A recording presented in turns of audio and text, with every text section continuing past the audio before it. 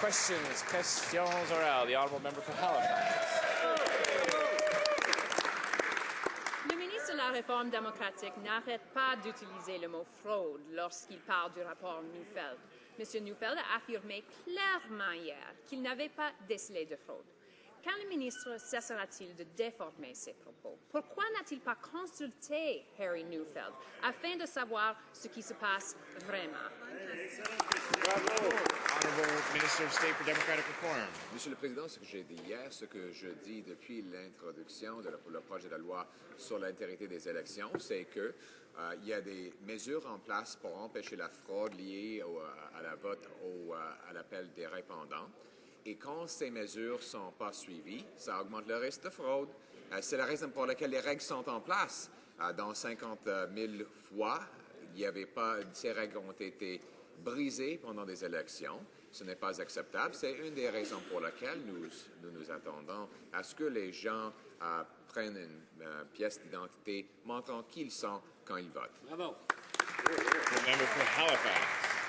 Well, again, he's selectively quoting to show he's not selectively quoting, because Mr. Neufeld testified that our electoral system does need to be modernized, but he said there are ways to fix the problems with vouching. For example, there could be a declaration taken. So why did the minister refuse to look at practical solutions like this? Why instead are the Conservatives choosing to eliminate vouching and therefore disenfranchising thousands of Canadians? State for Democratic Reform.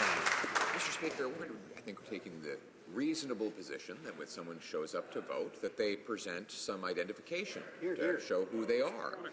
That is a reasonable position that I think average Canadians would support. Now, they don't have to use photo ID or even government-issued ID. They have 39 different forms of identification that they can use, everything from a utility bill to an OAS check stub to an employment insurance check stub to dozens of others, and most Canadians would agree that that is a reasonable approach to take. Member for Halifax.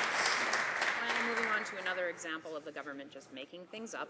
Conservatives were pretty embarrassed this week when they were forced to admit that they used data from Kijiji instead of Statistics Canada to support their budget.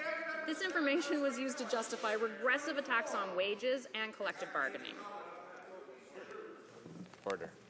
It's a Friday, and the sound seems to be carrying more than order. Order. Order. Several ministers seem very anxious to answer questions, and I'd be happy to give them the floor when the member for Halifax has finished asking the question, but not until then. The honourable member for Halifax. Thank you, Mr. Speaker. As I said, the information was used to regressively attack wages and collective bargaining. So why did the Conservatives try and trick Canadians by using data from Kijiji instead of data from their own Stats Canada? The honourable parliamentary secretary. Mr. Speaker, employers across Canada say the biggest challenge they are facing is a lack of skilled workers. This is particularly problematic in certain sectors and regions where thousands of jobs are going unfilled because not enough skilled workers are available to fill them. That's why we are taking action, including with Canada Job Grant, to ensure skills training actually leads to permanent jobs and that employers are investing more into equipping Canadians with the skills that the job market demands.